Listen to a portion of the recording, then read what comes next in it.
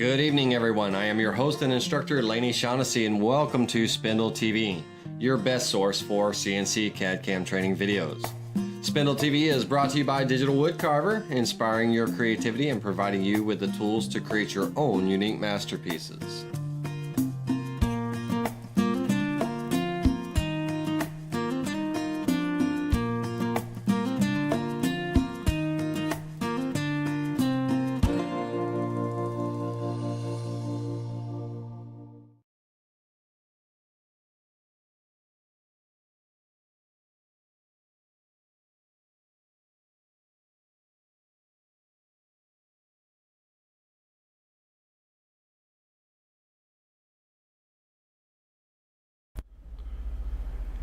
Hello.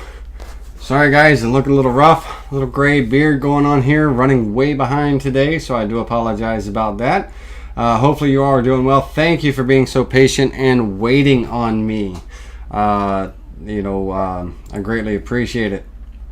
And hope you're all doing well. And we're gonna get started here right now. Tonight's class, we are going to be talking about effective jigs to help with production runs, and we're going to be looking at ways to setting up those jigs on the table and ways we can design them, but also ways that we can set up the templates. Sorry, we're freezing a little bit.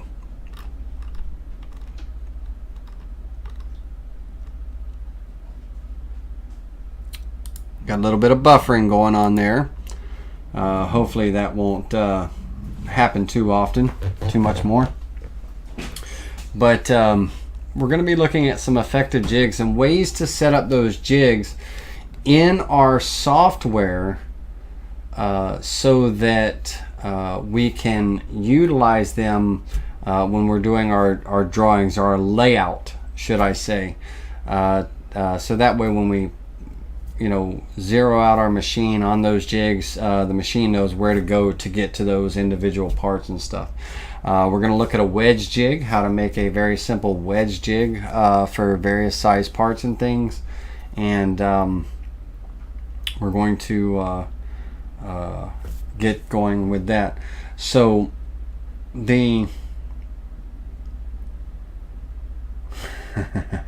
how can I be freezing? Right, Dennis, that's true. How can I be freezing in a shop that size, or that in the temperature that of that magnitude? Let me get my files and all open up here, and we'll get this ball rolling.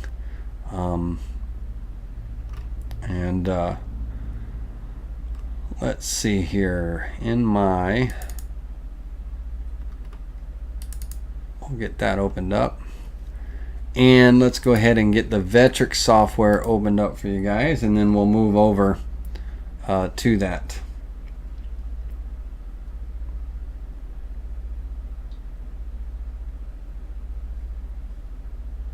All right. Okay, so with that, let's go ahead and let's focus first off. I want to just kind of show you the wedge jig and the concept behind it. So let's go ahead and move over to our screenshot here, and you'll notice in this screenshot I've got SketchUp open. I wanted to be able to kind of draw this out to be able to talk to you about some different things. So let's take a few items here, and let's kind of get rid of those and hide them for a moment. All right, and this is a very simple wedge jig. We've got a adjustable fence for various width boards, and this jig is 24 inches by 18. Of course, you can make it any size you want. I'm just showing you a very simple concept. If I have project boards that are within that 24 inches, let's see, I've got a 2-inch block here, so let's call it, let's look at our tape measure and let me see. So within 18 inches in length. So anything, that is in that 18-inch length, this small jig would work for. And what you can see here, of course, I don't have any of the hardware or knobs or anything, but let's go ahead and hide this as well. In the actual jig itself, if I come into a top view, okay, we've got a very simple 3/4 inch piece of MDF. In that MDF, we have some through slots where we would have like T-bolts or something that slide through, and that will allow for the fence to be able to be tilted, adjusted, twisted, however it may be. Now, on the end cap here, we have a fixed wedge, and all of these, the fence and the wedge is about a 2-inch by material, 2-inch material, and they're all 1/2 inch thick. The fence, the end locking point, and the 90-degree area here, they're all 1/2 inch thick material. And on here, this fixed point will allow, when I have let's see here, unhide last, there we go. When I have my wedges, let's move them out for a moment. This one too, move it out. When I have my material in here, I can adjust my fence to whatever width material I may need to work with, and the length here, you can make this a movable fence as well. I have it as a fixed fence, but when we have our material in there, these two wedges will go in to trap that board. And now I can zero out the machine on the bottom left corner, and I only have to zero out my machine one time off that bottom left corner, and then any of my pieces that fit within that, I can wedge them anyhow in there. I'm always referencing off that jig. So for repeatability and ease of setup, throwing my blank in and sliding the wedges in until they lock everything in place, it makes for quick and easy clamping, should I say. And the surface area is clear. Okay, so I can do full surfacing, and notice my wedges and all my material are 1/2 inch thick. So in 3/4 inch material, I have plenty of clearance there, so that my fences and my wedges aren't interfering with my cuts and stuff. And so on this jig, it does well. Now we want to steer away from upcut router bits with this, because upcut bits have a tendency to lift while carving, and this jam wedge type jig, we don't have any downward clamping pressure.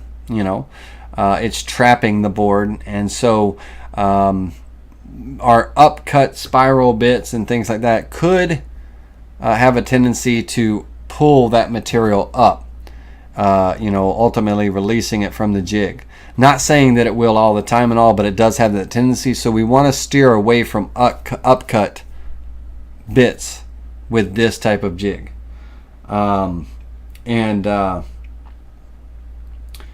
Yes, it is. It is a friction fit. You're just, your wedges and everything in here, when they, you have your material in, that fence is at an angle. Notice this fence is at an angle, and so is this locked piece here, so that when those wedges go in, it's a friction fit, and it's going to just jam in there and lock that piece into that corner and all. So this is a very effective jig, and it can be made in multiple sizes, from small parts to big parts. This is about a medium-sized jig for medium-sized parts, with it being 24 inches in length 18 inches in width, and but it's a very effective jig for quick and easy setups. I zero out my machine on that bottom left corner. That jig is fixed to the table, and I can quickly and easily drop in, take that piece out, drop in another piece, wedge it in, and go. The adjustable fence is a really nice concept. It allows for adjustability of this fence, depending on the width of the material and everything, and really nice. So this is a jig that I really want you guys to think about one day making in your shop. It doesn't have to be very big and all, but you will it will be a phenomenal production run. Now let's get rid of and hide all of these upper components. So let's hide those for a moment, and let's start with the bare bones basic. Okay, this jig can act as a waste board, because it's MDF. It can act as a waste board for you, so you can cut through your material and you can cut into your jig. That's fine. But key number one, you always surface your board. So we have our baseboard here, and when we are making this baseboard, when we're milling our slots and everything in here, we're going to hopefully have this thing on the table, or another wasteboard, whatever. We'd probably have another wasteboard because we're cutting through slots and stuff. But we want to make sure the wasteboard that it's sitting on is nice and face planed. It's all about the setup, guys. So we want to face plane that, and then when we put this on the table, we're going to absolutely face plane this as well. We're making our jig parallel to our table, or to our router bit and everything. You want to face plane that, and then from there you can add your fences in.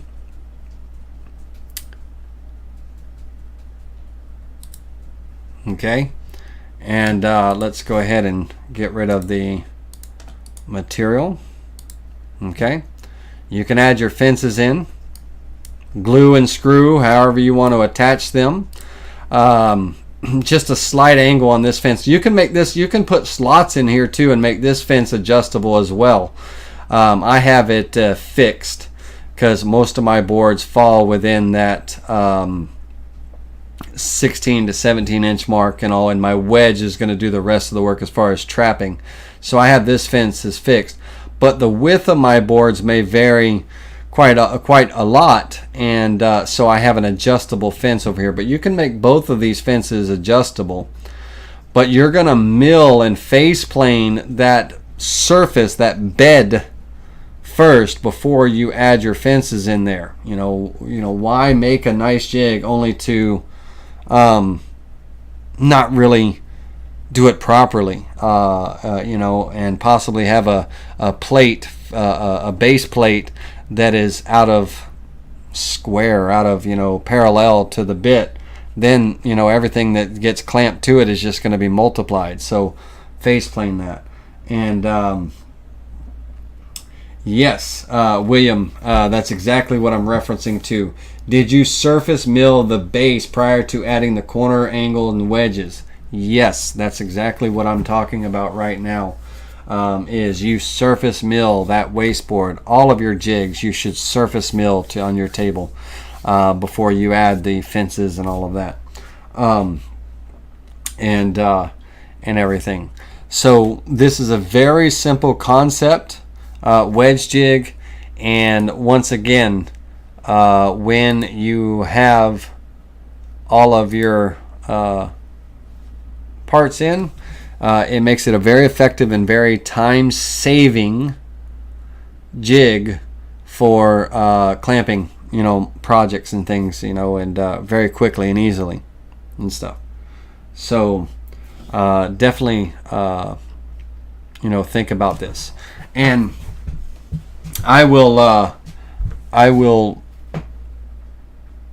lay these parts out for cutting out of an actual half-inch piece of plywood or MDF, preferably, but you would actually cut these parts out of your CNC to you go get nice, nice square corners and everything, especially on this area here on the fence,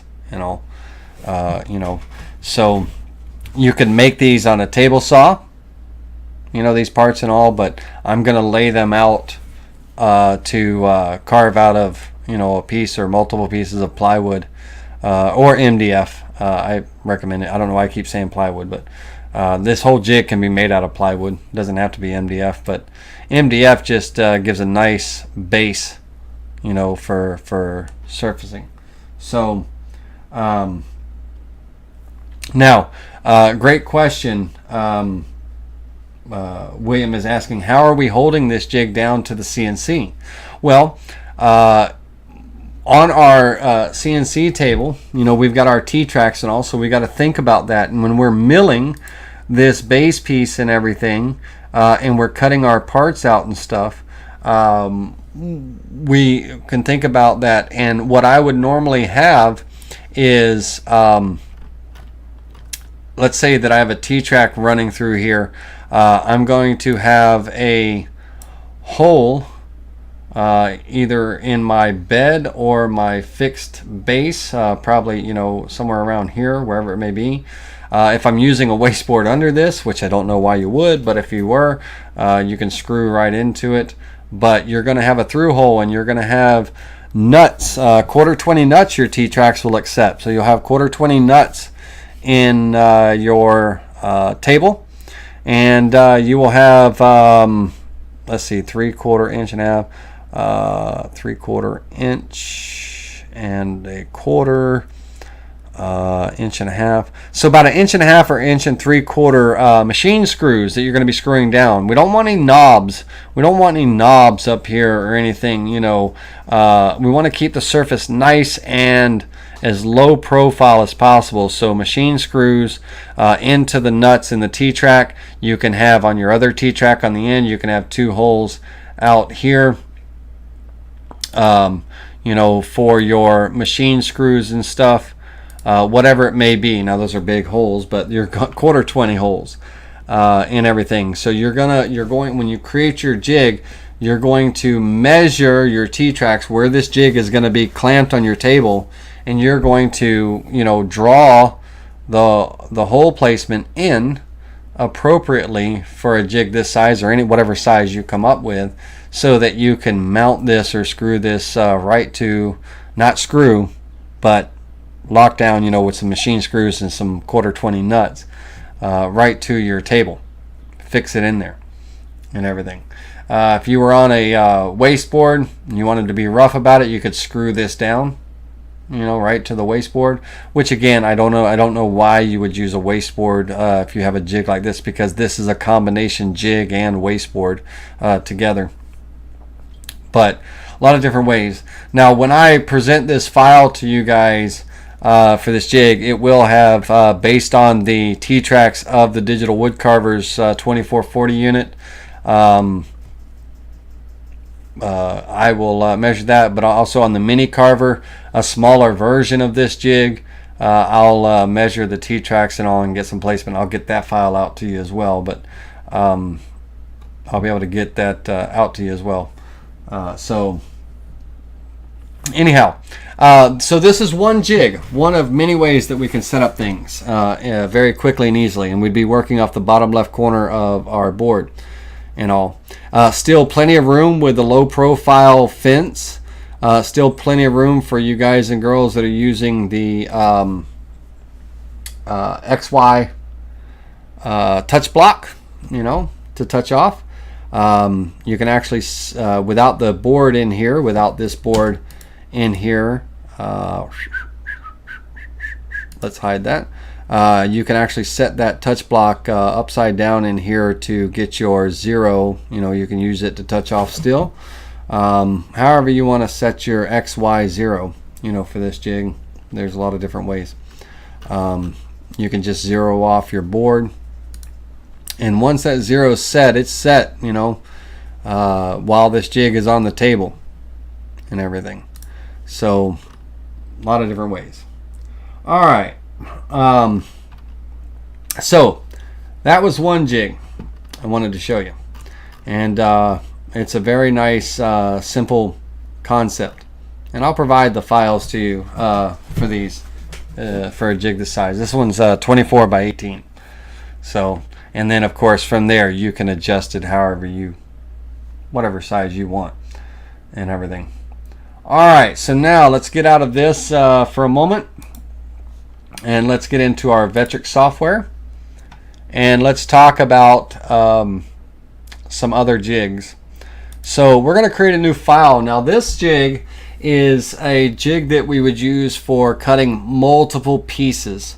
Let's imagine that I'm going to make my jig 24 inches. Nope.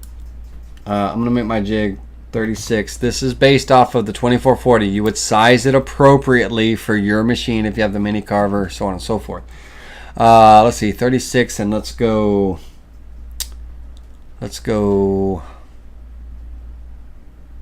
20. 36 by 20. All right, 3/4 inches thick. Now let's imagine that I had this jig is going to be for long signs that you would be carving multiples off. They might be different in wording and things like that, but let's imagine that these signs have a length of 17 inches and a width of 5.5. Okay, and we're going to draw our border there. Let's get this jig centered up. So if I hold this down and select this rectangle, outside rectangle last, I can go ahead and align to material, get it centered up. Now if I come in here and I click on this piece, I'm going to hold down my control key and I'm going to drag over 1, 2, 3, 4 copies of that. And now I'm going to take and select all of these. I'm going to hold down my shift key, select the outside boundary last. I'm going to center to the selection. They're all stacked on top of each other right now, and then I'm going to space them inside that last vector horizontally, evenly space them out. Okay. Now, if I'm doing a profile cut or anything, you can't fit a square peg in a round hole. And my jig is actually, I'm going to be pocketing these areas out for my boards to drop down into. Well, when that router bit comes, when I'm pocketing this out, let's say that I have a 0.25 diameter bit here. When that router bit comes and it's milling this out, we're going to have a rounded edge. Well, that doesn't help us at all. We have to, you know, compensate for that. So we're going to create some dog bone fillets. And so I'm going to assume that I'm using a 1/4 inch router bit to pocket these out. And so on my dog bone fillet, it's going to have a 1/8 inch radius, and I'm going to put fillets on all of the corners of these 5 pieces. Right now I am not only creating the template for the jig, but I'm also creating the template for my signs that I'm going to be making, which you'll see in a moment. So let's get the dog bone fillets in here.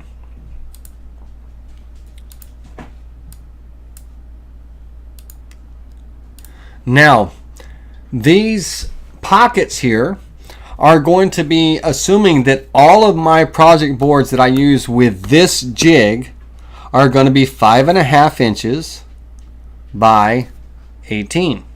Okay, size of my pockets and all. And so therefore it's going to be a friction fit. It's going to be a friction fit when they fit in here. Well, I want to have a place, a little finger hole, so I can pull these boards out, you know, when I push them in and things.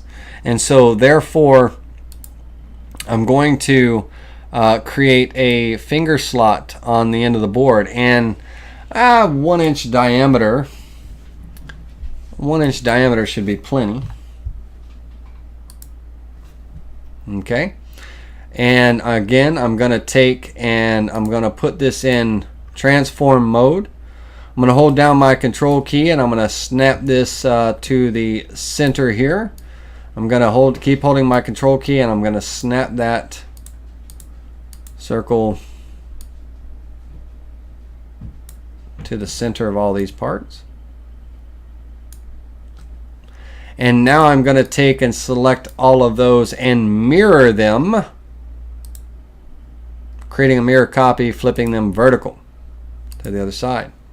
So these are going to be my pocket cuts for my finger holes, you know, kind of get my fingers in there to be able to pull the boards out. I missed one. I missed a fillet. I did miss a fillet right there. Very good. Good catch, guys. Thank you. So these are going to be my fillet holes and all. Now, let's go ahead and create the tool paths for this jig. Now, with this jig, if my friction fit, you know, over time of use and stuff, my fit might become, you know, the friction might be gone. You know, it might start to loosen up and things, or and stuff. And so we may want to think about a way to hold our material a little bit better. So imagine, if you will,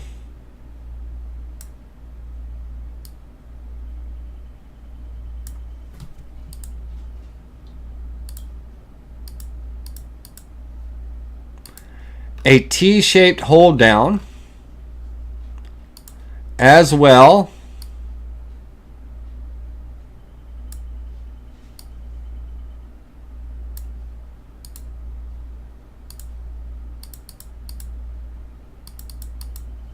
as a let's call it a L-shaped hold down, right? And so imagine this hold down. Let me size these appropriately so I can place them.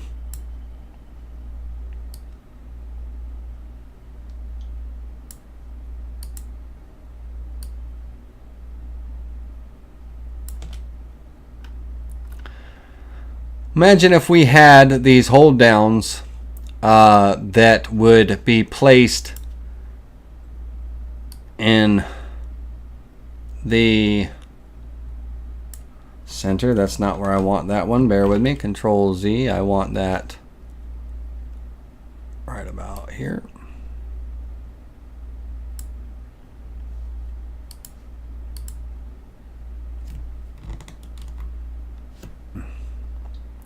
All right, hold my control key down and drag this guy here, here, and here. And then we would have a hold down that would be here, and then we'll mirror this over to that side. So these end caps, these here, would be positioned here and here on the ends. And then these T-shaped hold downs would be in the middle, holding down the both edge and all. And again, we would have, you know, they would have a through hole through them, you know, for our bolt. We could put wing nuts in this and all. Let me get this centered up.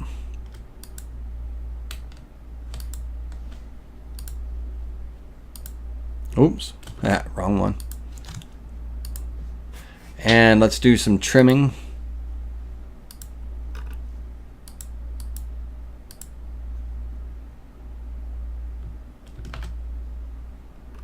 So you can kind of visually compare that.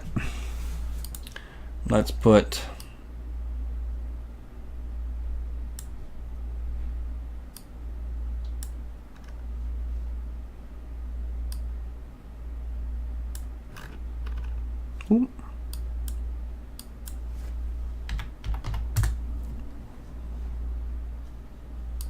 let's size these appropriately.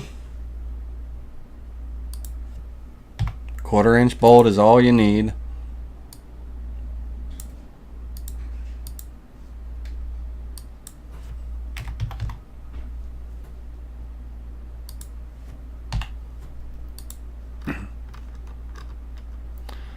Couple more. Let's take this guy and just hold down the control key and drag him over.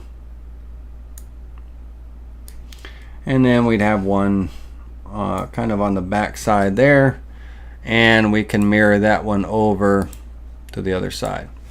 Alright, so you'd have some hold downs in case your friction fit was a little loose.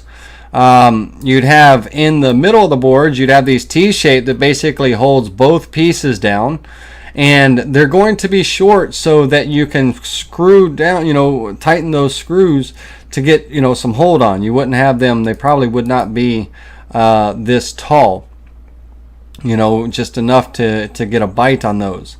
And so imagine that we have this jig, so we can do 1, 2, 3, 4, 5 boards.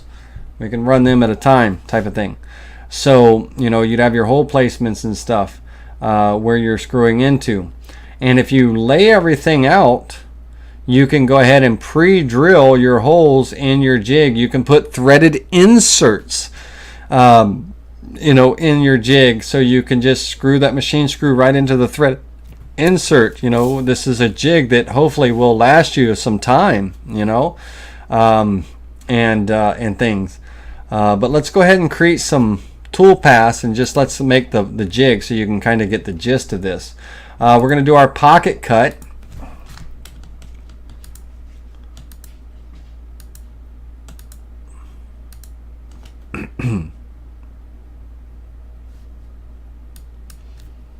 And I usually make my jigs about 1/4" deep.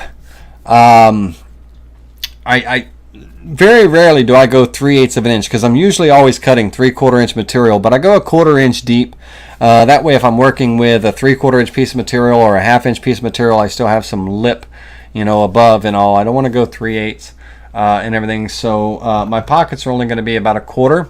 You can go 3/8, but you know, just whatever gives a nice little hold and everything. And I'll use my 1/4" end mill, and we'll calculate that pocket out. And let's go ahead and pocket that out.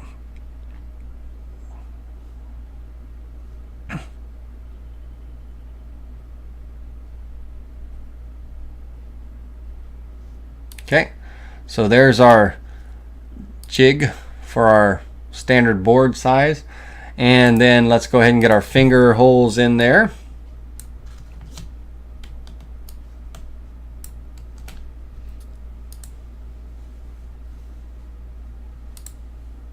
Pocket those out as well. All right, little finger slots. And let's say that we were putting some threaded inserts in there.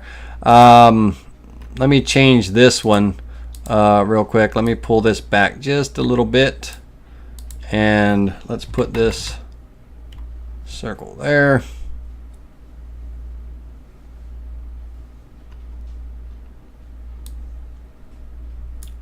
Let's get all of these in alignment. There we go. And let's delete this one and mirror this one. Oops. Mirror, Laney. Mirror, mirror. There we go. And let's take and pull this back a little bit. All right. So we can go ahead and create our holes, drill our holes for our threaded inserts. However you want to, you know, do that. We're going to go with this. I would go, threaded inserts are generally about 5/8 inch in length, sometimes a little bit longer. So this would actually be a kind of a, for me, it'd be a kind of a through cut, or pretty damn close to a through cut. So let's go point. Really depends on the threaded insert how deep you really need to go, but let's go 0.75. Let's go all the way through and create those. Okay. All right. So we've got a nice jig. Now, This file, we're going to get rid of the circles. We're going to not get rid of them. We're going to put them on another layer. And our little sample hold downs, we're going to move all those. We're going to move those to a layer. And this is going to be finger hole and hold down vectors. And I don't want them visible right now. This project is actually going to be my template. So I'm going to save this. File save as, and this is going to be my template for my 5.5 by 5 or 5.5, sorry, 5.5 by 18 5 board jig. 5 board, let's not call it a jig because it is a jig, but let's call it our template.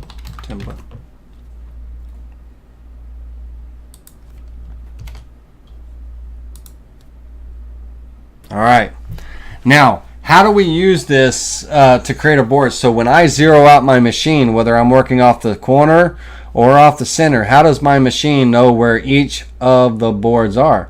Well, I'm actually going to do all my drawing and artwork in here for those signs. And so right now I like drawing kind of horizontally, right?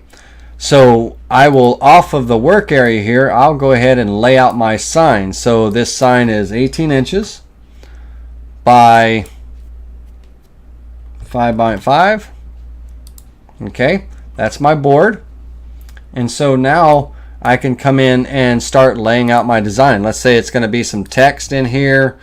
You know, whatever it might be. And so let's say, you know, TV.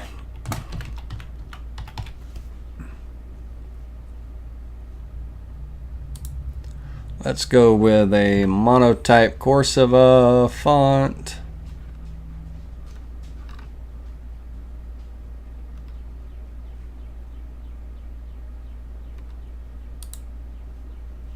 Bold, 1 inch tall text.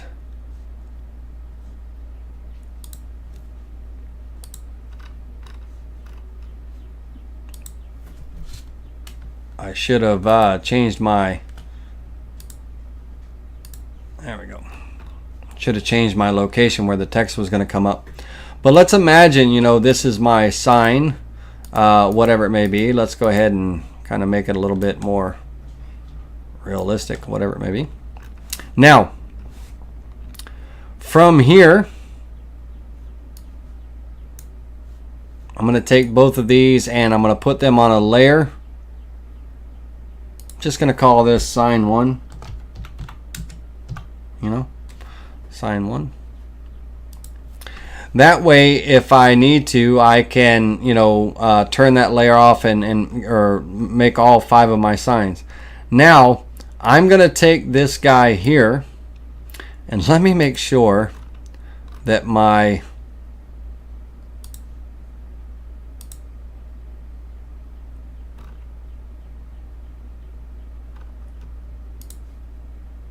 I'm taking these fillets out for a minute so I can measure. I want to make sure that I did do it for 18. I think I might have went 20.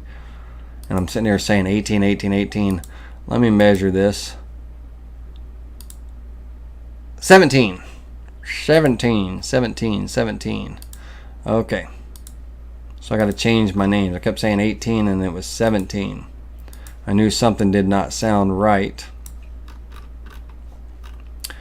Alright, so let's resize this.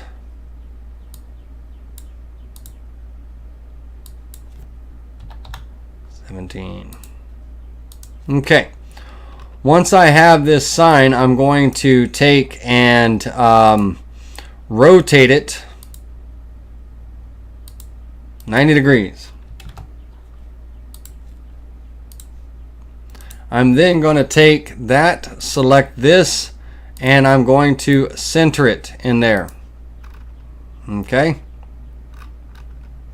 And I'm going to do that with each one of my boards and designs. So let's pretend that this is multiple signs. So I'm just going to do control. Maybe I'm making 5 of the same sign, whatever it may be. Now I'm just dragging these over right now. I'm going to actually center them up properly by selecting my design first, then my pocket jig, template, and oops. Let's do this the smart way. I grabbed my jig too. Let's pull that over. 1, 2, 3, 4 copies. Alright, let's get everything lined up. So open up our alignment tool, select this, and then the pocket area last, center that up. Select my sign, pocket area last, center it up. Select my sign. That one's already centered, but we'll do it anyway. Select my sign with my pocket last, get it centered. And the same thing with this one, sign, jig, get it centered. Now, when I'm creating my toolpath, this is going to be a V-carve toolpath. I want to use the vector selection order because I want it to do one sign before it moves to the next. Because when it finishes this sign and it moves to the next, I can pull this sign out of the jig, put a new blank board in, take that cardboard over to my workbench, and I can be working on it while it's carving the next sign.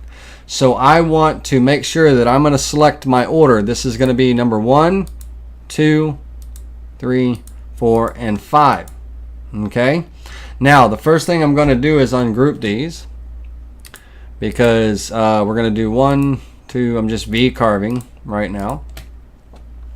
And I'm going to let it calculate to its own depth, my 60-degree V-bit. I'm going to use the vector selection order, 1, 2, 3, 4, 5, and calculate that toolpath.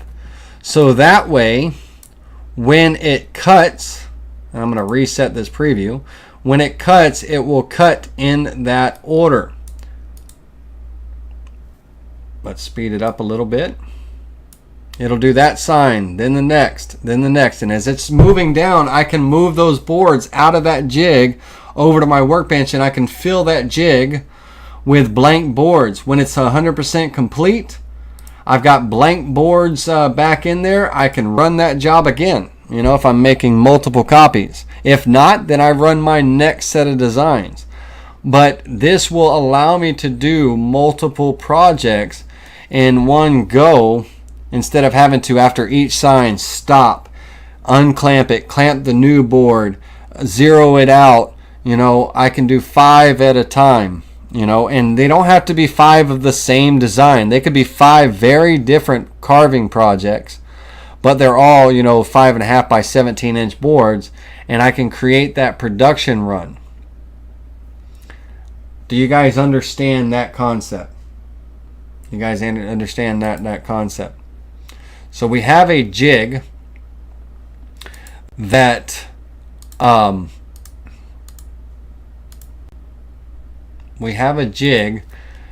boards can just drop right into. Bam, bam, bam, bam. And on that, we're using that Jigs template. We're using that Jigs template to actually create the toolpaths for our carvings. We're using that Jigs template to create. That way, when we clamp that jig on the table and we zero out on that jig, touch off on it and things, we're good to go. Now, we would not touch off our zero on the top of the jig, right? Because our board is, bigger or thicker. So we want to zero off on the top of our material. Or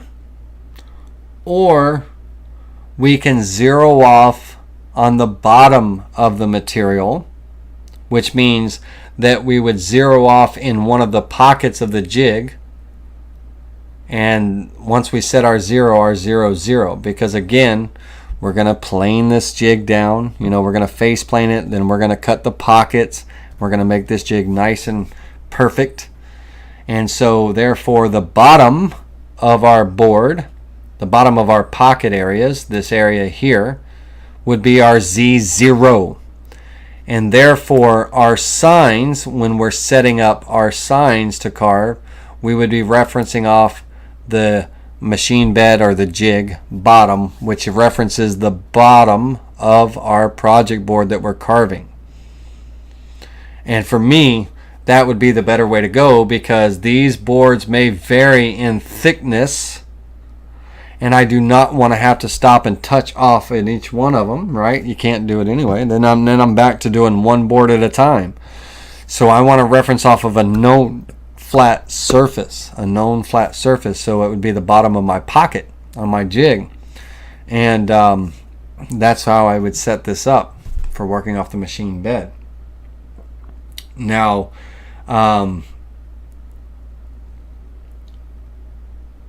yes, so Debbie's asking the question, if we're using our hold downs and everything, and those hold downs are doing 2 boards at one time, if we're using this T-shaped hold down versus an end hold down, then are we, we take the hold down off, and put our board in. Well, by the time you have a choice, if you don't want the double hold down, if you don't want this one, if you want your hold down to hold one board at a time, that's fine. You can set it up to where it just does one board at a time. For the hold downs, it could be this type of hold down instead of this type. But this is going to be a friction fit. For the most part, I'm not going to use the hold downs. The hold downs are, with my board is sloppy and it doesn't friction fit in, then I'm going to put a hold down on it. I wouldn't use the hold down every time, but as this jig gets used more and more, it's going to start to kind of wear a little bit. So my friction fit kind of gets a little loose. Then I'm going to turn to my hold downs. And if I needed to, wanted to remove these boards, and I didn't want to use the double hold down, that's fine. I could use this type of hold down, Now for me, because the hold downs are just holding down, if I do have the double hold down, I'm going to remove that hold down. I don't care that it takes off this, because it's not going to lift up. You know what I mean? I've got a hold down over here holding it in place for that few seconds, while I have that few minutes, whatever, while I have the hold down off to take this board off and put another blank and screw that down. It's not going to affect anything whatsoever. So for me, I use the double hold down, but you don't have to.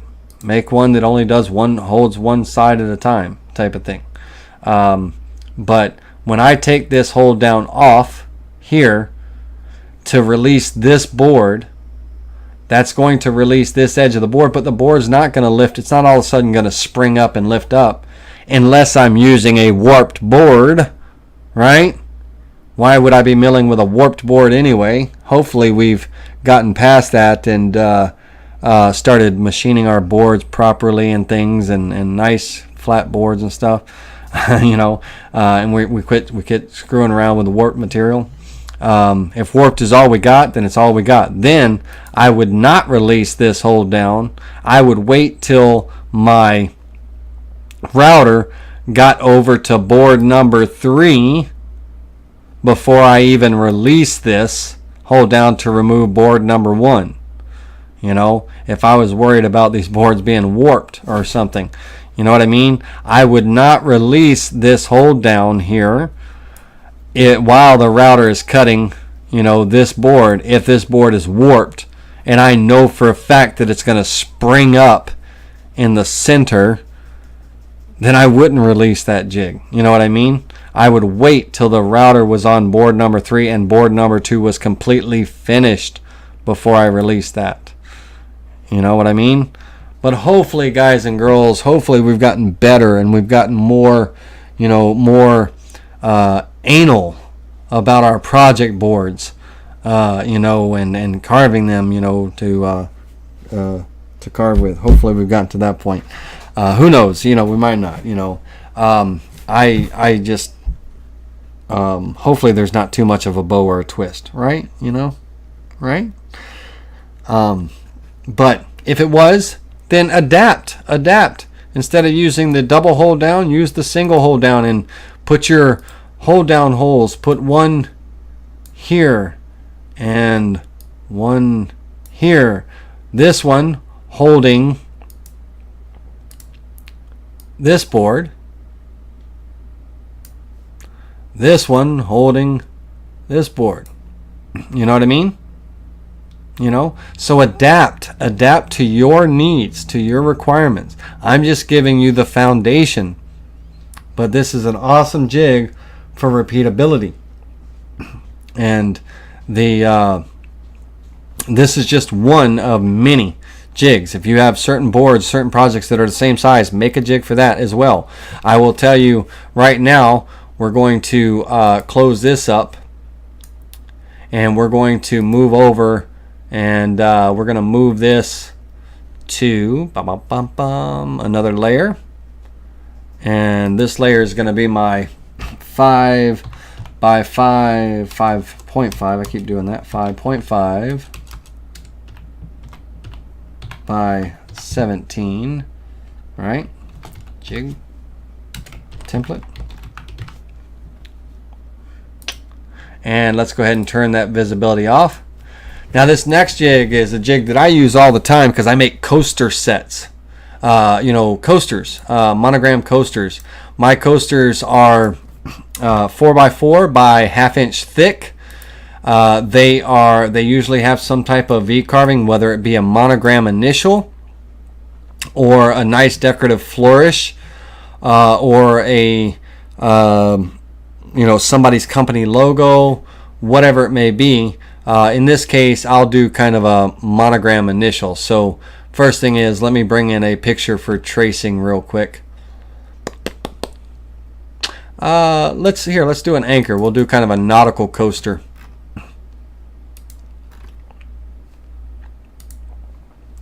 Oh, poor picture, but that's all right. It traces fine.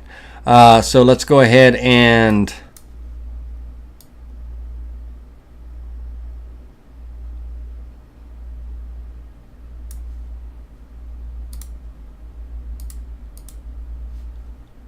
get rid of that bitmap.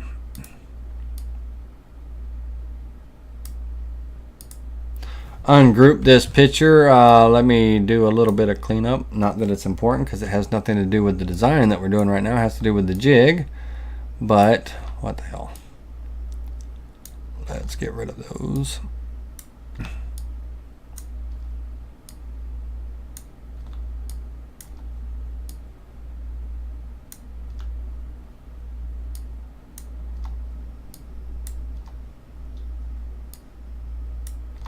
Okay.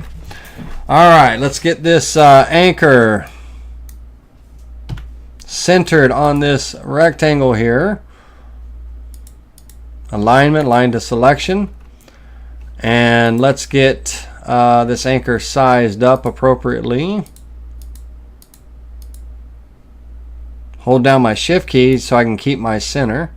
We can size it up a little bit. All right.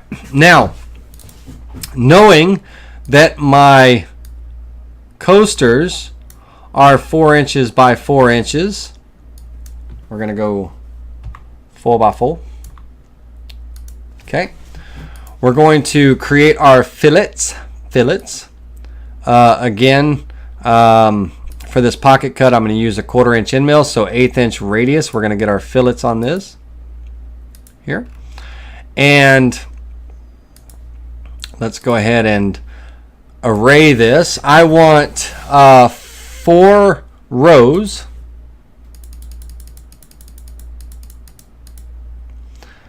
And I want 1, 2, 3, 4, 5, 6. Let's see, 4 going to 36. Let's go 4 times 4. 4 times 6. Let's go 7. 7 with a gap between them. A gap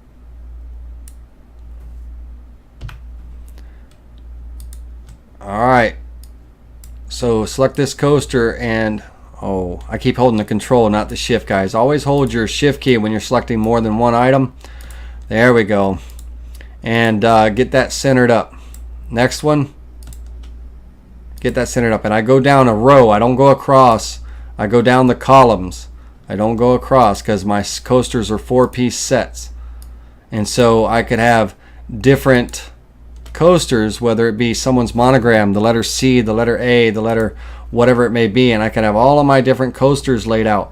And I can run, you know, these 4 coasters again using the vector selection order. You know, these coasters, when these get done, pull them out, put 4 blanks in, and I can start rolling out. This is all for production, things to make us faster and stuff while it's carving. And let's go ahead and create 4 more different ones. So let's go 4 by 4.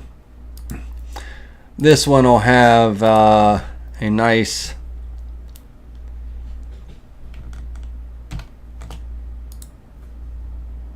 monogram, and I used the wrong one. I want to use the draw text within a vector box when I do this, because I want the text to fall in there. And let's get that in there, centered, bold. Let's go with a nice decorative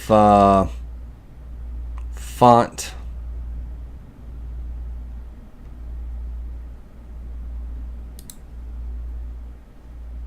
Normal margins around it, you know, get that in there. I would probably, that font looks like an E. I don't like that font, so let's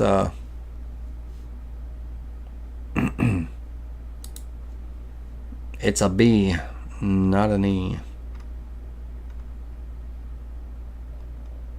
Where's my Old English? Old English.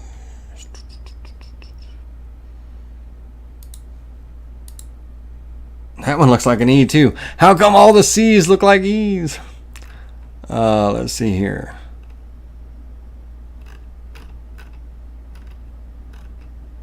Where's my A, B, C, D, E, F, G, M, N, O, P?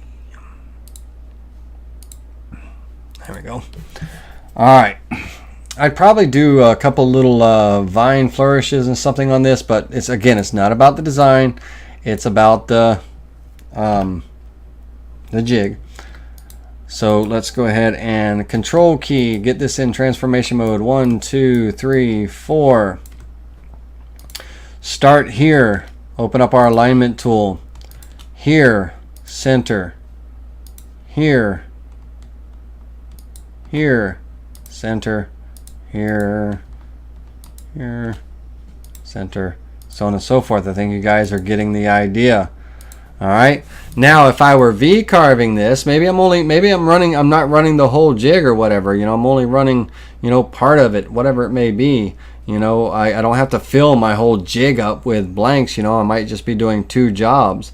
That's fine, whatever it is. You know, I'm going to go ahead and select these and ungroup them because I do not want them. I've got the border grouped in with them. I do not want the border grouped in with them. I just want my text. You know, I'm V carving on this, and this is going to get V carved in.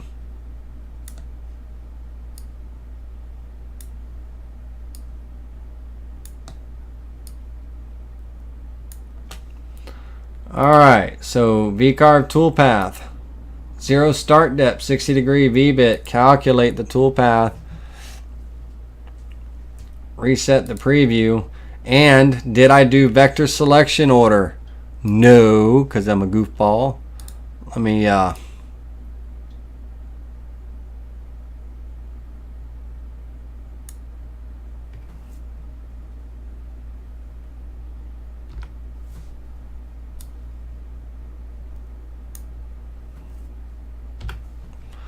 Alright, let's start with this one first, then this one here, second. Alright, let's open that V-carve toolpath back up. Again, this one first, this one second. Calculate using the vector selection order. I like to go from one end to the other. So that way when it cuts, you know, it's going to carve those anchors first. It's going to carve those C's last. And this one is a friction fit. I don't have hold downs on this one, on my coasters and everything. It's a friction fit. If ever it gets a little sloppy on my coasters and stuff, I use playing cards, you know, for little shims or whatever. But, you know, I haven't had, because this is only a 1/4 inch pocket, you know, and I'm pressing these down in and everything. It's not wearing very fast or anything, so I don't have any hold downs. But again, if you wanted to put some type of hold down, you could. You would increase your spacing between your parts so that you can put you know, some type of hold down on here or what have you. But with my coasters, I don't. You know, hell, if worse come to worse, I could always use you know, hot glue or something. I don't know. But my coasters are all V-carved. All of my blanks, my 4-inch blanks, are already cut to size on the table saw. So I come in and I drop my blanks in my jig. I zero out my machine on my jig, touch off in one of the pockets, the bottom of the cut, and I carve. So I really want you guys to think about this and think about the things that you're doing. Do a lot of your signs use the same size boards. Your games, you know, your project signs and stuff. Do they use the same size boards? Is there certain designs where you could make that 5-board jig, you know, to be able to knock out, you know, more parts at one time. Coaster sets for me are good sellers, you know, at the farmer's market and the flea market. So I knock out a lot of coasters, and this jig is, you know, I've already got my blanks cut 4x4 by 1/2 inch. They're already cut on the table saw. So all I have to do is drop those blanks right into the jig, zero out my machine, and carve. The V carving is not an upcut spiral bit, you know, so I don't have to worry about the hold downs or anything. It's not going to raise up, and I do have a friction fit, you know, very well, you know, for this, because my blanks are 4x4, because my coasters, I want, you know, them all the same size. So I'm very careful when I cut my blanks and everything. And my jig doesn't wear, you know, the MDF holds up pretty well, you know, but over time, you know, it'll wear a little bit. But if ever I have any slop or anything, you know, I'm a little off or something, I use playing cards. They're about 10 thousandths of an inch, you know, bicycle playing cards. You know, I'll cut little shims out of them and wedge them in there and stuff. But all in all, I really don't have to do that too much. But whether it be a wedge style jig, whether it be a jig that holds multiple boards, or a jig like this that holds multiple pieces, that production run, you know, once those 4 coasters finish and it moves over to the next one, pop those 4 out, take them over to your bench, put your finish on them, your paint, whatever you got to do at your workbench, and you've already got 4 blanks already popped back in there. So when this thing finishes, if you have another set of run that you got to do, you've got them laid out ready to go. Create another layer 2 for, you know, job 2, whatever you want, and just start rocking it, you know, and you're just rinse and repeat. You only have to zero out your X, Y, and Z one time, you know, on the jig, and you know, for this production type run. So with us as CNCers, we look at how do we hold our materials, holding our materials. For that, with that means, you know, jigs. And the wedge jig is wonderful. Now, imagine if you didn't want to make the wedge jig. Imagine if, let's kind of go back into here. Imagine if you didn't want to make the base and all and have the sliding fence and all. You just wanted a nice way to hold material and everything. Well, let's take the base out of the equation. Okay. Let's take our wedges out of the equation for a minute. And let's take our material board out of the way for a moment. All right. So you got virtually 3 pieces, okay? On your table,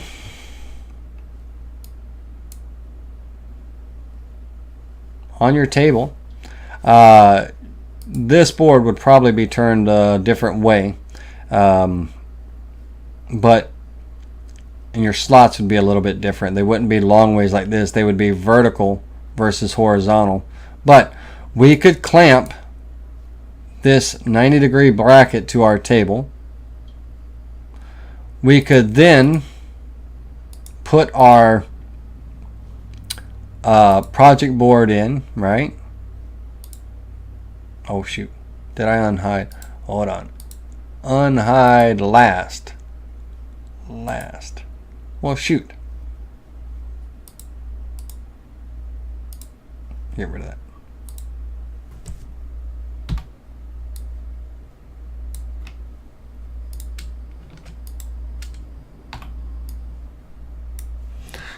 Alright, so with our jig clamped on the table this way, without the base, this would not be a through carve. This would be just carving the surface, right? We could have, on our T-track, we could clamp, you know, a wedge board here, or we could just use this board and we could just put it in our T-track and bring it right up to our material, you know, to jam it in there, slide this where this slides along the T-track. For me, I'd probably make a fixed position, and that way I could just put my wedge in there.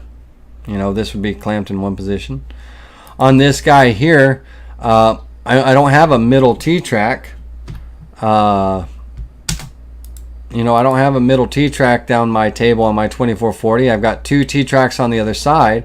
So on this one here, I may have 2 runners that are, and let's spin this around and let me make them real quick.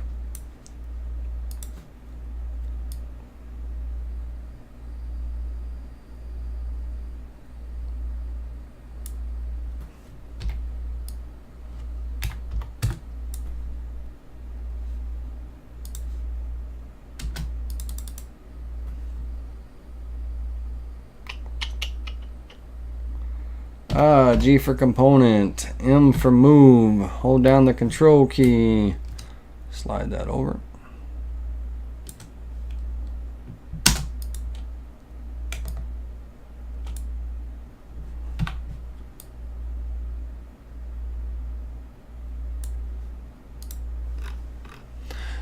Oh, get in there.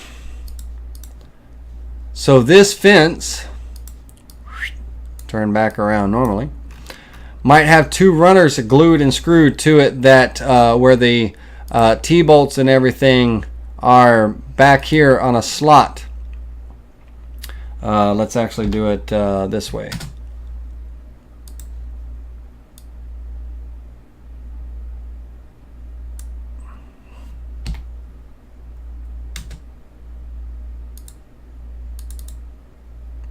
Bear with me. I'll get her down here in a minute.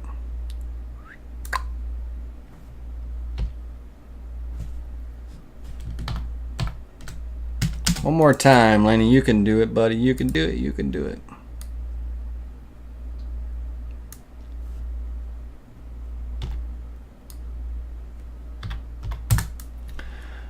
So there may be a slot here that allows this jig to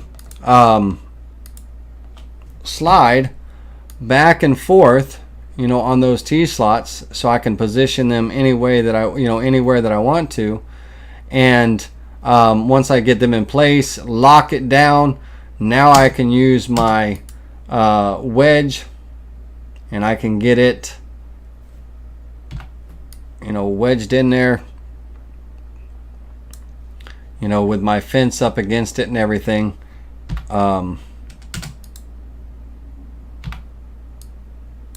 You know, whoops. Bear with me a second there. Control Z. Work with me there, Laney. Work with me. This one.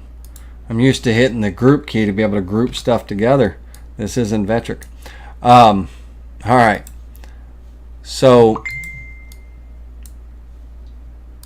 you know, you could have, you know, just on your table without even a base underneath it, you could create this type of wedge type jig, you know, for the table. I personally like the base because I can take this jig off the table, hang it up on my wall, you know, and I've got it near my CNC machine whenever I'm working with boards within this size frame. You know, I use that jig. I have one that is for longer boards, you know, up to my 40-inch cutting area. I've got small ones for small pieces, and so, you know, it's a very handy jig. Now, all of mine have a base. All of mine have that baseboard and everything. But if you weren't using a baseboard, you could absolutely create something like this that, you know, where those, you know, imagine you've got that T-track on your table where these are able to slide back and forth on, you know, and once you get it, you know, positioned where you want, then you just lock it down. You know what I mean? So there's a lot of different ways that you can come up with this, but these are three styles, three ways of looking at your jigs. Now with this jig, you don't need a template. You're referencing off the bottom left corner of the project board. Okay, so there is no template. You're just zeroing out on the bottom left corner of the board on this jig, you know, in this area here. But with the multiple project jigs, whether it be something like this or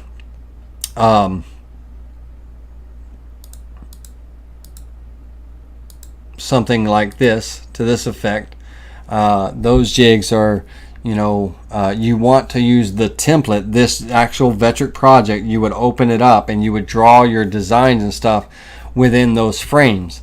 And like I said, for me, I like to be able to draw my projects kind of in a horizontal mode, so I'm usually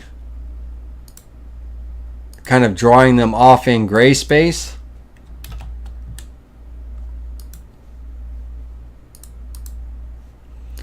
And once I get them drawn up and laid out and everything, then I will align them in their position on this template, you know. But for me, rinse and repeat, repeatability, you know, only having to set up the machine one time for our XYZ touch off, you know, jigs are a wonderful way to help kind of speed up processes. And so I wanted to share these three simple concepts with you tonight, and you can take this idea, these concepts, and you can adapt them to your needs. And everything. Even if you're doing 3D projects and stuff, you can still use these templates. The hold down situation, you'd be thinking about that a little bit different, because you do not want, if this is going to be 3D carved, all that surface material is getting carved. You don't want any hold down on top of the board, right? So hopefully the friction fit will do. If you're a little loose, use playing cards and stuff. Shim it up, you know, get it shimmed in there. You want it even, right? You don't want to, if you're loose, let's say that I'm loose here, I do not want to shim all the cards on one side. What does that do? That shifts my project over to one side, my board, right? I want my board to be centered up in here, and I'm going to shim both sides evenly. You know what I mean? If I have to do any kind of shimming, I'm going to do that. But hopefully that friction fit will be all that you need. If your jig is set up properly, and you know, it will be all that you need, that friction fit. After much use, you're going to start to get a little bit of wear. And if you do start to loosen up, playing cards are a wonderful thing for shims. But do you guys get it? Mention it, throw in the comment section. Let's any questions you have, because that's really it. I just want to share this concept on these three very useful, productive jigs, jig styles, let's call it jig styles, and you can create any size you want, right? And Even if you want to do 2 at a time, you know, it's a smaller, you know, jig, right? Whatever. But the concept, and definitely think about making some, you know, for yourself and all. Look at your projects that you do, you know, your selling projects. This is a production for selling. You know, you want, you know, time is money. And if I have to spend time zeroing out every, you know, clamping down each board, making sure it's square, and then zeroing out to that board and all of that stuff, you know, that is time. Okay? That's time. If I have a jig that is clamped on the table, it's zeroed out. You know, all I have to do is drop my boards in, load my file, and hit go, and carve 5 projects, and only having to set up the XYZ once. Right there, you know, I'm saving time and all. And this is what this is meant to do. It's meant to help, kind of help in that time management, you know, process and things. And so hopefully you will help. Now what I will do for you guys and girls is on the let's get rid of all this miscellaneous crap. Get back to our template here. On this little jig here, this little wedge jig, I will create a metric file for cutting out the parts, your wedges, your 90-degree shape, you know, your slot, as well as a project file for surfacing your base and cutting your through slots. It will be a double-sided cut, because on the bottom there are pockets where the T-bolts can slide back and forth and stuff in. So the base would be a double-sided project. But I will create those 2 files to be able to cut these parts out and things, and then all you have to do is assemble it. When you assemble it, make sure it's square. Now I will make these 2 files for this jig in a jig that will fit on the mini carver, based on the mini carver's T-tracks, because a hold down, right? We gotta mount it down to the table, right? And I will make it for the 2440. This jig can accommodate up to, bear with me a second, let me move this out.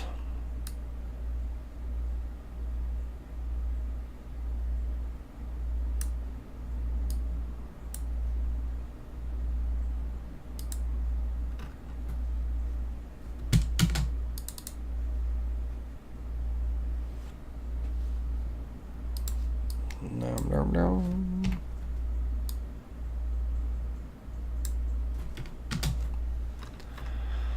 Up to boards about 8 7/16, maybe even 8 1/2 if we slide that wedge out a little bit. The wedge is just there to trap, right? So about 8 1/2, we'll call it. Then of course, you know, you've got this is 16, and let's call it 16, and you got a 2-inch fence, so 14 by about up to 14 inches wide. Okay, 2-inch fence. Let's get our wedge in there some. So maybe about, let's call it 12 to 13 inches wide. So that jig will be able to accommodate any kind of project, you know, sizes within that, you know, or smaller. Now this fence here, so you can work with smaller pieces and things. We can make this fence removable with threaded inserts to where this fence could get removed, and that would allow you to maybe put on a smaller fence, right, for shorter pieces, you know. So, you know, for smaller parts and things, we can make it where we have threaded inserts where we can replace these fences, or we can just be a one-off where it's glued and screwed to the base. You know, so long story short, we can make the base adjustable, or we can make it a fixed base for projects of this size or bigger. You know, we can make another jig for projects this size or bigger, you know, smaller, you know, you can make one for smaller boards, you can make one for bigger boards, you can make it adjustable. The thing about the adjustable now is you've got to remember that there's going to be threaded inserts. So you would face plane this first before you put any of the hardware, which we all know that, I think, and everything. Vern asked a very, very good question. Do you put finish on your jigs? Yes, Vern, on my MDF. I do not put a clear coat or anything. I wax. I use Johnson's paste wax, or, you know, oh shoot, paste wax, and what's the brand from Lowe's? I use Johnson's paste wax and standby, Lowe's.com. Now I gotta look and see what the heck that brand is.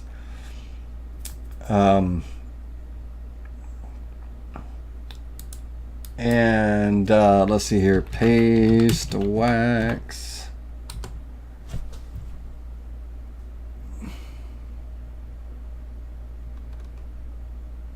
Minwax or Johnson's. Either of the two are fine. Minwax, of course, is you know, in the paint and finish aisle, you know, wood finishing aisle and everything. But paste wax, guys. Paste wax. So Minwax is good, Johnson's is good, and I just put a paste wax finish on the base, on the surface and everything. Now you wax it after. If you're gonna glue your 90-degree fence on, glue will not stick to wax, so you do not wax your base until all of your parts are attached to it. You know, if it's going to be fixed fences and things like that. Thank you, Jerry. Minwax. It was rocking my brain for a moment. But on my MDF, I wax the surface. Now, of course, you could, if you want to. You could absolutely. You could put a you know, like a lacquer or a shellac or something, a seal coat on there. Whatever you want to do. Now, some people might not want to use a wax finish on their base because of transfer. They may be worried that the wax will transfer to the bottom of the project board, and if I try to put a clear coat on the bottom, the clear coat's not going to adhere to that wax residue that gets transferred. If you have that fear, you know, of transfer, then use a clear coat, like a lacquer, you know, finish, you know, on your board and everything, or a shellac. The spray shellac is wonderful because it dries in 2 minutes, but also shellac is used as an undercoat for clear coat finishes and things. So if there was any residue transfer or anything, then we wouldn't have to worry about that. But you know, if this project was getting, let's say that I'm not so worried, more so worried about transfer for finishing, but what if I was gluing this plaque? What if it was a plaque that I was carving out and I was gluing it to a backboard, and I had a little bit of paste wax transfer? The glue's not going to stick to that paste wax transfer, right? So if you have that fear, if you have that worry or whatever, then use a clear coat if you want, or don't finish it at all, you know. But if you're worried about moisture and things and swelling and stuff because you live in a high humidity area and stuff like that, then protecting your jigs so they last as long as they can till they get worn out, you know, absolutely put a finish on it. Yeah, Minwax is good. In a pinch, Johnson's. It's in the aisle on the other side of the paints and everything, where they usually have the brooms and the mops and stuff like that. It's a floor finish, Johnson's. All right, so let's see here. Bob asked, would it be better to machine the right angle part after gluing. That way you'll always be squared to the axis on the machine. No. I mean, now that's up to you. The only thing that I don't like about that is then it's going to be milling a groove, you know, in my surface, in my bed and everything, and I've got this groove now sitting on that corner. This part is going to be designed to fit on my T-tracks of my table, and there's going to be room for adjustment. So when I screw this down to my T-tracks, before I tighten it down, my router, let's see if I can simulate this. Bear with me a second. Let me see if I can simulate this.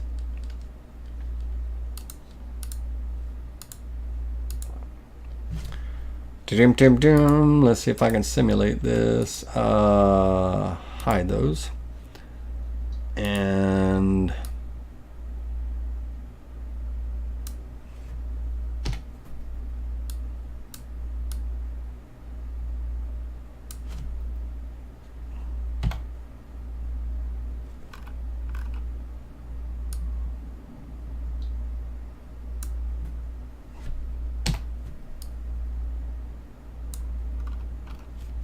not the prettiest router in the world, but it'll work. All right, let's group that together.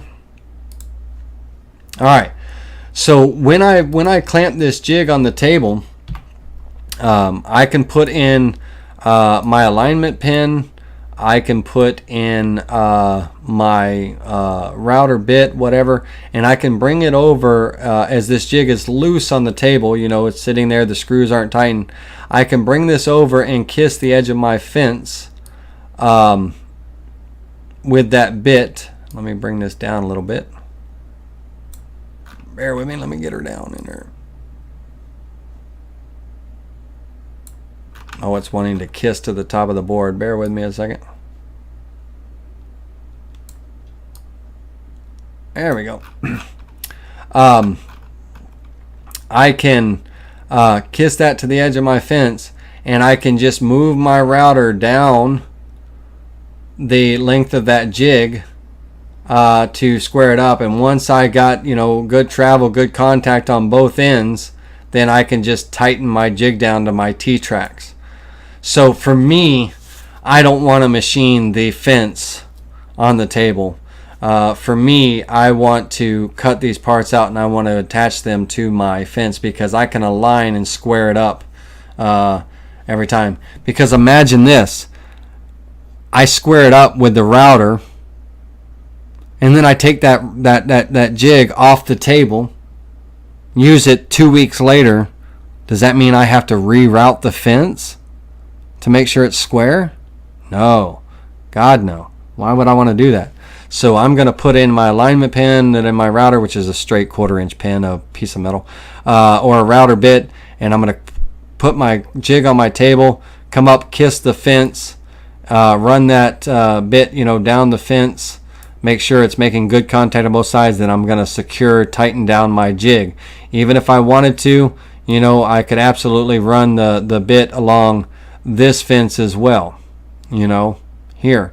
Either whatever you know tickles my fancy. If my board is square and I've made this jig properly, I should only need to line up one fence, and the other should be 90 degrees. You know, so I'm all for, you know, not milling the fence, because then that means every time I clamp this board on my jig table, I'm going to mill the fence to square it up. No. All right. Best suggestion for surfacing the bit. Best suggestion for surfacing the bed. Sorry. If this jig is going to be clamped onto my waste board, let's kind of get in here and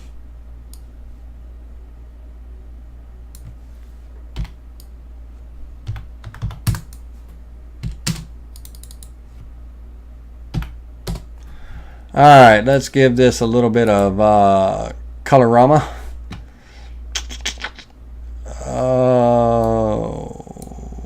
Let's go here. All right. Imagine that that's my wasteboard on my CNC. I'm going to surface plane my wasteboard, and it should be surface planed. I'm never going to just throw a piece of MDF on the table and start carving thinking, oh, everything is hunky-dory. I'm always going to surface plane the surface of my wasteboard, whether I'm taking just a few thousandths of an inch off. What I generally do is I will touch off on kind of four corners of a wasteboard, and I will find the lowest point if there is any, you know. And then I will zero out on that corner, and that's when I will surface off a couple thousandths of an inch, 20 thousandths of an inch or so, and surface it off. Now that my wasteboard is properly surfaced, then I'm going to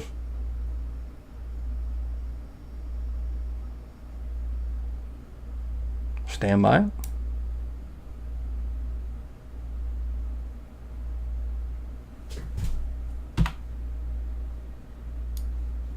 Have my project board clamped on my table, wherever I clamp it, wherever I want to hold it and all.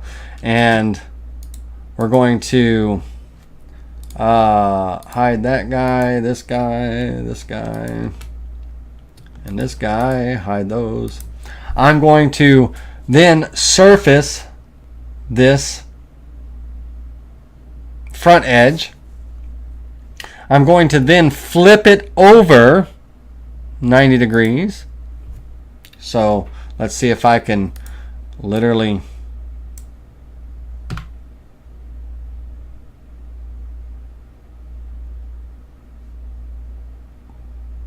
let's see if I can do this. I'm going to flip it over 90 degrees, okay? And I'm going to surface that side. Now at the same time, when I'm finished surfacing that second side, I'm going to go ahead and mill my slots in the bottom where my T-bolt heads are going to be sliding in and everything. I'm going to go ahead and get all my, slots done and all. And when those are done, then I'm going to flip this back over on its other side, and I'm going to go ahead and cut my through slots, right? I'm going to, if there's anything else, I'm going to drill my holes, let my CNC drill my holes where my bolts go through to clamp to my table. You'll see those holes in the actual project file that I share.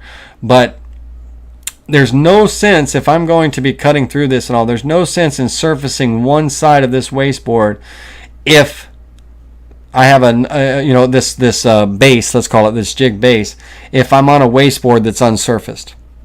I'm just ridiculous because I'm going to be using this jig most likely on my table.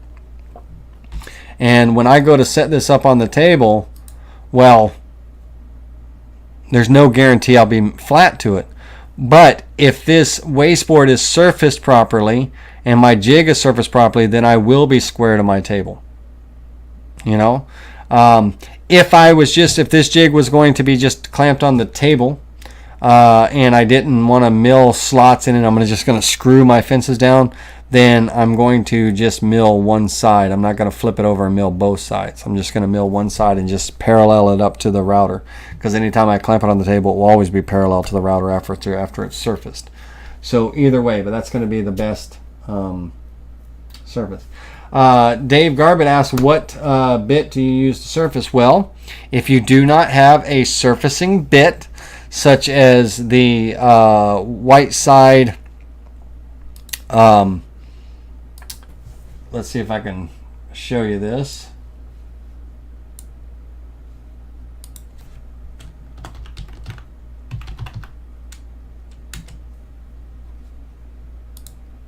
Should be the white side 6210, I believe, or the 6220. 6210 has a 1/4 inch shank, 6220 has a 1/2 inch shank. But the white side 6210 or 6220 is a good surfacing bit, really nice. The magnate That's Woodhaven. Woodhaven has one too. But the Magnate surface planing bit is a decent bit. A Mana surfacing bit is a decent bit. We actually can provide these to you. We can drop ship these surfing bits. The only thing is you're getting up in price. $33 for the white side versus $167 to $300 for the Amana. So big price difference in those bits. But if you don't have a surfacing bit, you can use a large diameter end mill, 3/4 inch large diameter end mill. You're still going to get the same type of result. It just takes a little longer to surface it out. You can use a large diameter end mill. You definitely would not use a 1/4 inch end mill to surface with. Oh my God, that would take forever, and it would not be very, accurate. But, there's a lot of different type surfacing bits. But the white side at Woodcraft, $33. The Amana, where is it at? Amana.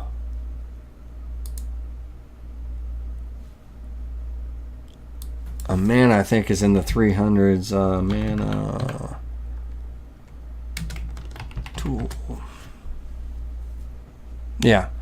So range anywhere from 175 up, and all, and 116 also. Big price difference in those. You don't have to break the bank. Just get yourself a decent surfacing bit. And the white side, 2160, and I'm sorry, the white side, 2120. Let me get back to where I was. Yeah, 62. I don't know. 6220 and 6210. Those are decent bits. I'm a big fan of Amana. We use Amana tools and all. We can drop ship Amana bits to you, but just know that there's a price tag that comes with them. And they are the bits with the replaceable inserts and everything. They're not the fixed, welded carbide tipped bits such as the, Amana. They are the Amana bits are the replaceable inserts. You get 4 basic sides. You can rotate this, 90 degrees, 90 degrees, 90 degrees until all 4 sides are dull before you have to buy the inserts and replace them. We do sell, we can drop ship the inserts to you as well. All right. What is your preferred method for attaching a waste or spoil board to the bed of your DWC? You do not put holes in your CNC machine. Whoever's thinking that, do not ever put holes in your CNC machine. All right. So on my wasteboard,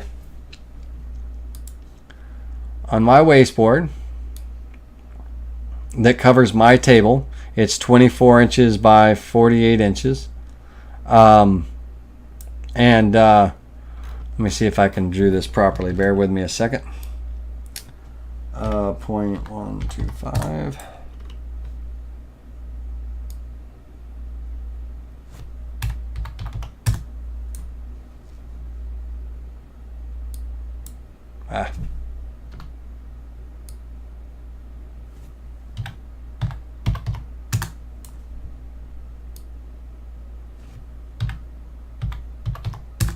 All right, and if you wanted to, you could put one in the middle. On that T-track. So I use 2 T-tracks, the 2 inner T-tracks, one on each side. And I only use 4 holes, but if you want to, totally be awesome about it, you can do 6. And this is your wasteboard. Now these are going to be countersunk. You're going to use machine screws, and let's switch over to the Vectric. I can better illustrate this in the Vectric software. You're going to use machine screws. So imagine that this is my T-track. So bear with me a second. Let me move this down, and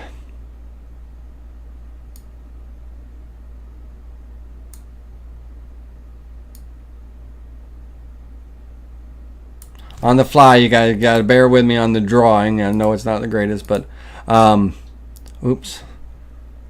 Yeah. All right. So imagine that's my T-track here. Okay. And so I have my wasteboard, right, in here, and I've got a 1/4-20 nut that goes in. There is a 1/4-20 machine screw that comes in, and on that machine screw we have a, bear with me,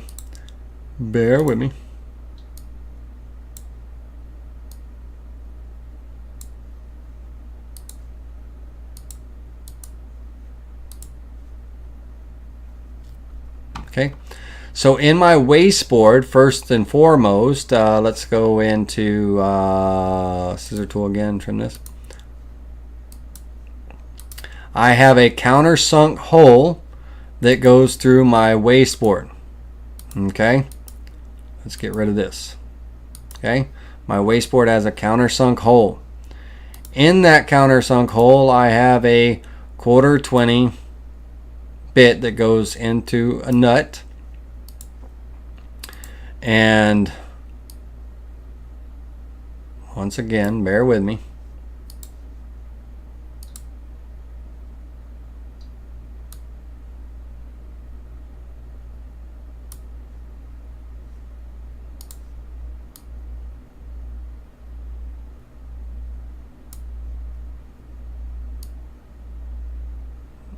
This is not to scale, guys, and let's see here. All right, and let's bring that down.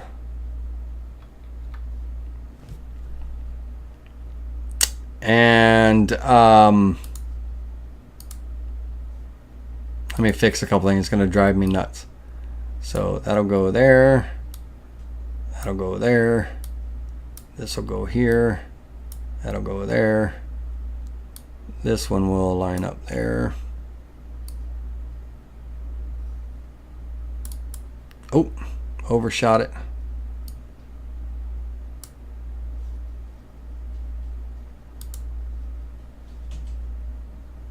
Okay. So I have a machine screw that is countersunk into the wasteboard below the surface, right? Into a nut that is then tightened, you know, to the T-track and everything. And I have one on each end, you know, two basically, one on each end, and then in the middle you can have one as well too. But I usually only use one on each end. But they are countersunk, and 1/4-20 nuts fit right in your T-track. So 1/4-20 nuts and machine screws, those pan head machine screws, Phillips, you know, that's how you want to attach it in. Okay, that's how you want to attach it to your CNC. All right, that for me is the preferred method.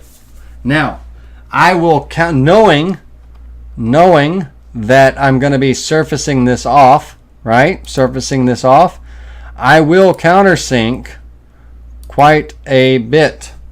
Let's see if I can bear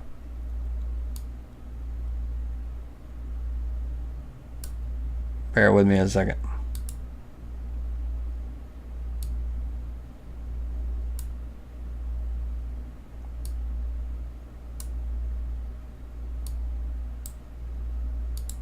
Stand by.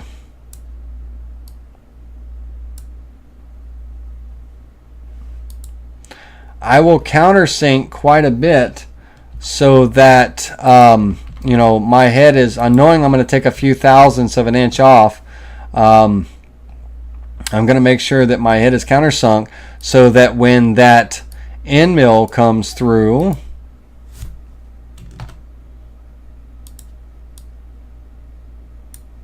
you know, and is, you know, taking that, you know, that surface off that I'm not cutting into my screw heads. You know what I mean? You with me on that one, Johnson? All right. So we want to make sure it's countersink good enough that, you know, however much material you're taking off, you know, is not in there. And I usually countersink it pretty good so that I can actually mill quite a few times if I, you know, so I can keep using my wasteboard more and more and more. And as I mill it down, if my head starts getting close, my head of my bolt starts getting close to the surface, I break out my countersink bit and ream this out a little bit more and countersink it even more. You know what I mean? So if my head starts to show, then I countersink it more. And I use my wasteboard until it is virtually gone. You know, that wasteboard gets smaller and smaller and smaller until it's virtually gone. You know, and there's nothing left. That is, for me, the best. What is the length of the screws? 3/4 inch wasteboard, right? So you're going to be countersunk in a good quarter of an inch. And so half inch, for me, a 1 inch machine screw is ideal. 3/4 would be really pushing it, right? 3/4 would really be pushing it. I'm not even getting below the lip of the T. So I generally go with a 1 inch machine screw, pan head machine screw. 1/4 by 1 inch. 1/4 by 1 inch. I use a 3/4 inch MDF wasteboard, William. 3/4 inch MDF wasteboard. Okay? All right.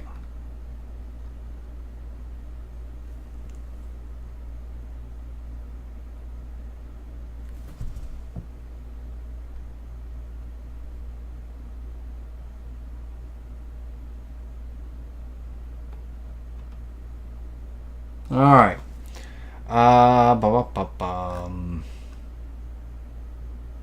And this is, by the way, this is the setup that would be on the jig for the wedge jig.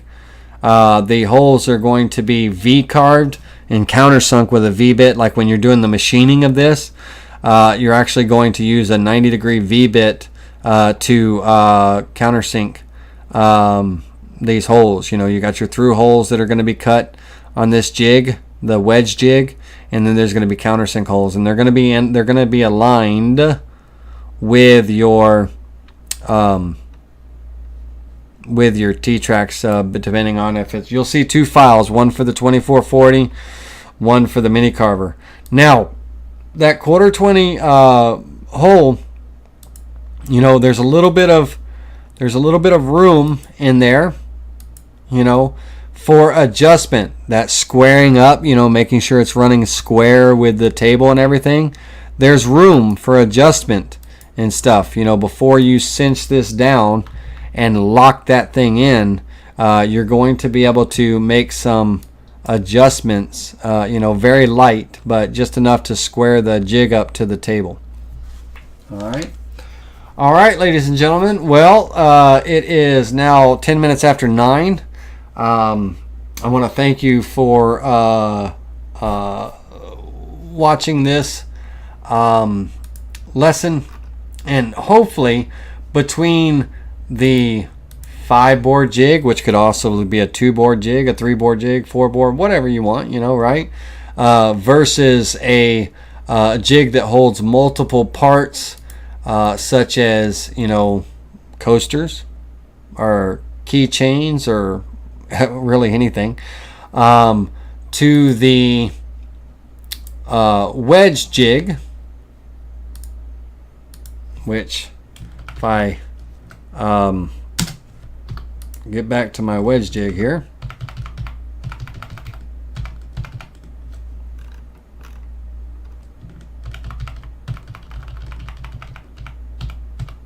there we go, you know, to the wedge jig. You know, hopefully these 3 concepts that can be totally altered to your needs, hopefully they will be something that you see yourself making in the future and utilizing, because wherever we can save, wherever we can shave minutes off project setup, that's just less time, wherever we can shave minutes off, we want to. And hopefully you got something out of this, and you will get some files, so you'll definitely get something out of this. But I mean, hopefully out of the lesson itself, it made you think about some things differently about creating templates in your software for repeated projects and things. And those templates coincide with a particular jig that would be clamped on your table and things like that. Now, for the jig, I will be setting the files up to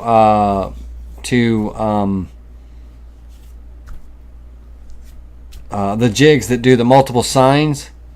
They will not be starting off the center of the jig like you see here, this center point here. So on this 5x7 and everything, these jigs will be set up to be referencing off the bottom left corner for the starting position.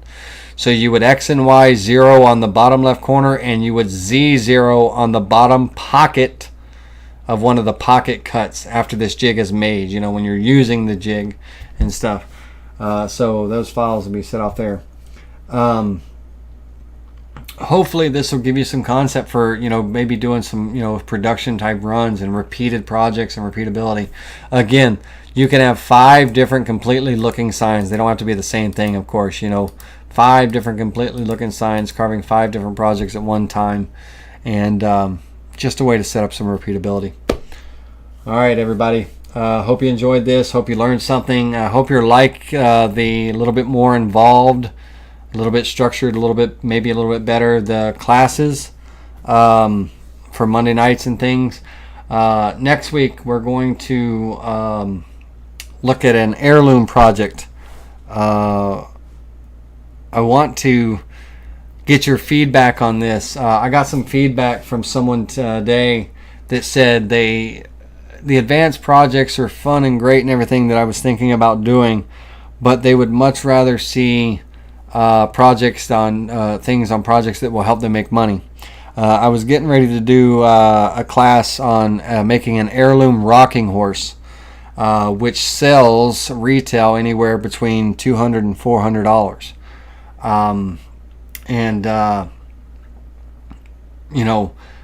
This person, said, well, that's great, but that's $200, $400 to a particular person, or, someone that's looking for heirloom. I'd like to see projects or things that will help me make money with everyday things that will sell. Let me know if you agree with that statement, and I will make sure that my projects are based around things that are that will help you sell. Because the question that started that debate was not a debate, but that conversation was, if you looked at all your customers, what percentage of customers do you feel bought the machine to make money from it, to sell from? And I said a good percentage. I said probably 85% of the customers bought it for making money off of. I doubt very little percentage did someone buy it for a hobby. And so he said, okay, so 85% of that, making an advanced project, that challenges them, this heirloom's rocking horse or what have you, that they could sell, maybe one off here or there. Do you think they would prefer to see projects that, things that they can sell regularly and make quickly, whether it be in the setup or the design or this, something that they can make fast and sell, that sells? And I agree with that. To an extent. So if you would like to, if you would like these classes to be catered towards projects that you can make fast and quick and nice, not rushing, not cutting corners and all, just to be fast, but projects that are not simple to make. I want to get them a little bit challenged, but you know what I mean, that are easy to make and would be good sellers. Things like this jig. This is a production. If you're selling, this jig will help you with doing multiple items with less time spent setting up. That fiddling with setup and things like that. if you like this type of format and you want to see classes like that, let me know. And that's what I will kind of cater to. But from time to time, I will do a class like this rocking horse. And for this rocking horse class file, because it is involved in things, it might be a 2-part class, but I might ask you guys for a little bit of a fee for this class instead of a free class. It might be like a $10 fee for the class and all, to help with some of the time and stuff that I put into making it, carving it, and teaching it and everything. But the rocking horse class is on the back burner for right now, and we're going to come up with another great selling class for next week, and all. But just know that the rocking horse class is coming one of these Mondays very soon, and for that class I may ask for like a $10 donation or something, whatever. You don't have to, but it would be nice, because it is a big involved project. All right, and also you're going to be getting the files, the PDF files, the instructions for assembly, and all that stuff. So it's well worth it. You're getting something for your $10.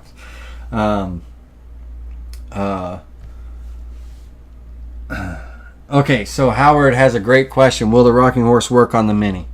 Unfortunately, this rocking horse is not designed to work on the Mini. Now, it's designed for a child rocking horse and everything. Now, the parts could be, if you had VCarve Pro, the parts could be tiled, do a tiling job and everything. But this rocking horse stands at a size of 32. It's 32 inches in length, 23 or 24 inches tall, when it's fully assembled, and about 18 inches wide. So it's a rocking horse for an actual child. And also the mini carver you won't be able to use the mini carver for, unless you had VCarve Pro and you could do tiling and everything. So that's another reason why the class is on hold, because it's not a mini carver project. It's a 2440 or larger carving project. It can be adapted for the mini carver, but it would require that you have Vectric VCarve Pro and the ability to do tiling. So to be able to work on the Mini, it would require that. Now, of course, you could scale it down and make a little miniature shelf knick-knack rocking horse, right? Little knick-knack rocking horse that can carve on the Mini, absolutely. But this is actually a full-size rocking horse that could be passed down to generations. It can be made out of MDF and painted, which makes a beautiful rocking horse, very colorful. Or it could be made out of actual, hardwoods. When you're making it out of hardwoods, it's 1.5 inch thick materials, a lot of it and everything, and 16-inch wide planks. You would be edge gluing them up, or actually having the slab. So it's not a cheap project, material wise. If you make it out of MDF, a sheet of MDF is $30, and painted and all, could be beautiful, absolutely stunning, and I'll show you that. Anyway, so there can be some adjustments to it and all, but again, it would require VCarve Pro for tiling on the Mini. But right now, that's not coming. It's not coming next week or anything like that. We're going to do a different class next week. I don't know what the topic is. I'll let you know during the week. And it'll be a very nice project for sure. Hopefully this jig project gave you some insight, gave you something to think about when it comes to the next time you want to look at clamping your material in a different way. My name is Laney Shaughnessy, as you all know. Until next time, guys, I'll see you soon.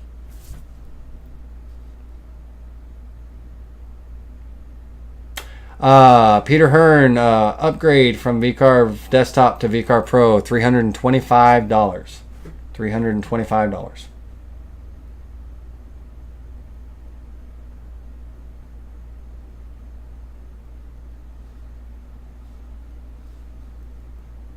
All right, ladies and gentlemen, have a good night.